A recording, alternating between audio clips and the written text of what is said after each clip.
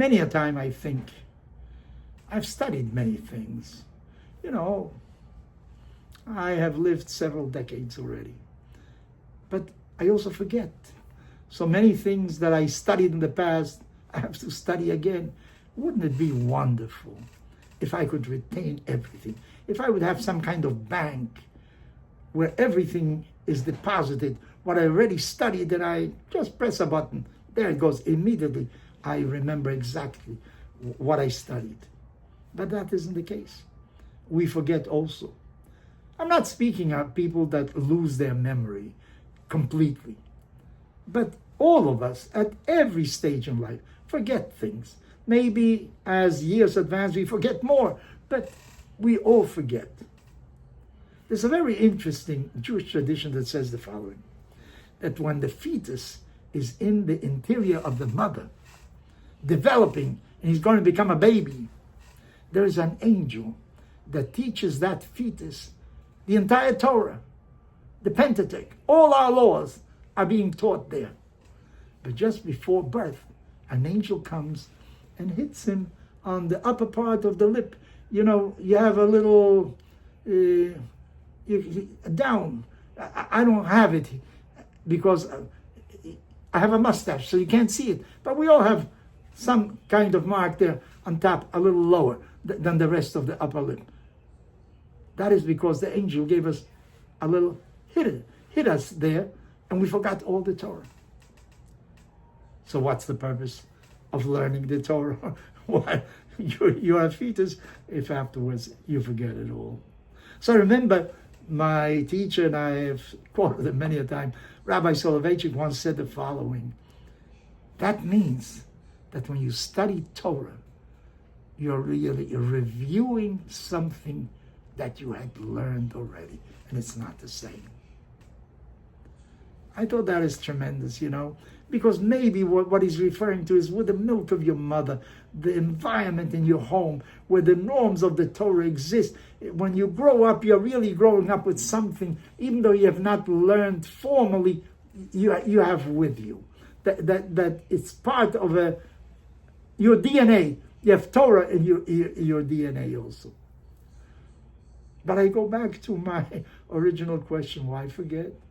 It would be so much easier if I would remember everything I studied already. If it would be cumulative process, you know, it would be much easier. But then again, think of something else. You remember what you studied, but you also remember the days that you didn't behave the way you should have. You remember all the mistakes that you made in your life. You know, many a time when you go to a meeting or after a reunion, a family reunion, at night you lie down in bed. Your mind goes over what happened that you could have said that, you could have said that. You know, you review mentally what happened that night and how you could have reacted maybe differently to what happened at that time. Imagine if you would remember everything in your life. You can go to sleep. Your mind would be working constantly. You know what life would be if you would have to confront all the mistakes that you made in your life all over again? Maybe forgetting has its positive side also. You know, maybe a blessing in hiding, because you would remember the good things, but you would also remember the mistakes, the errors that you committed in life. But that is something altogether different. When I study the same thing that I had studied 20 years ago, and I forgot, and I study it again, I study it with a different set of experiences, of emotional experiences, spiritual experiences that I had during all these years. And I investigate, I judge, I learn with a different set of eyes, with a different set of neurons in my mind, with, as I say, with who I am today, different from what I was then. It's an altogether different type of learning. Because if I would just remember what I learned many years ago, I would remember the mistakes also. But that isn't so. You're learning anew as a new person, and you're learning it fresh with a different kind of life view, with a different kind of expectancy, with a different, you're not the same.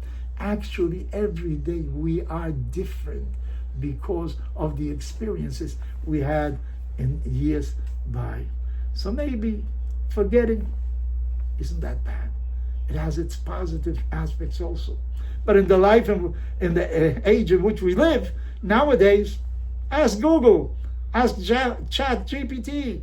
You know, I need to know that and that. Immediately you have it. You forgot it. You never knew it. And you have it at your hand also. But you're now learning it with the experience of the years in the moment in which you are now, which is not the same as years ago. So maybe forgetting isn't so bad. It may be a blessing in disguise also.